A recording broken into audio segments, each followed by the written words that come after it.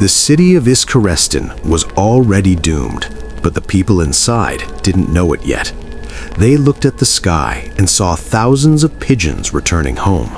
They thought it was a sign of peace, a gift from the woman they had just spent a year trying to kill. But as the birds landed on the thatched roofs of the houses, the city didn't just catch fire, it exploded.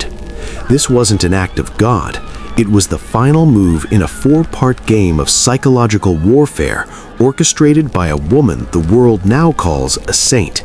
But in the year 945, Olga of Kiev was something much more dangerous. She was a widow with a plan. How did a single mother turn a peace offering into the most creative mass execution in history? And why did the church make her a saint after she buried her enemies alive? To understand the fire, we have to look at the blood. In the 10th century, the Kievan Rus was a brutal collection of tribes held together by one man, Prince Igor. But Igor was greedy. He went to the Drevlian tribe to collect tribute, then decided it wasn't enough and went back for more.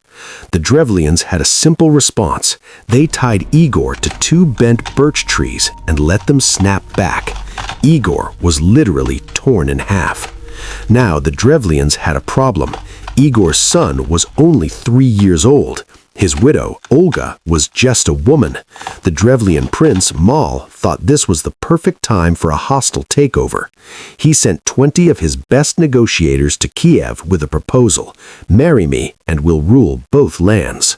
This is the moment where most queens would have fled, but Olga did something that should have been a red flag. She smiled. Olga told the negotiators, "Your proposal is pleasing. Tomorrow I will honor you. Stay in your boat and let my men carry you into the city like kings." The negotiators were thrilled. They felt powerful. The next morning, Olga's men carried the boat into the city square, but as they reached the center, the men stopped. Olga had spent the entire night having her people dig a massive trench. She looked down at the men in the boat and asked, "Is this honor to your liking?" Before they could answer, her soldiers tipped the boat into the pit and buried all 20 men alive. But Olga wasn't done. She sent a message back to Prince Mal. "If you want me, send your most distinguished men so I can come to you with honor." Mal, thinking the first 20 were just delayed, sent his highest-ranking governors and lords. When they arrived, Olga offered them a bath to wash away the dust of the journey.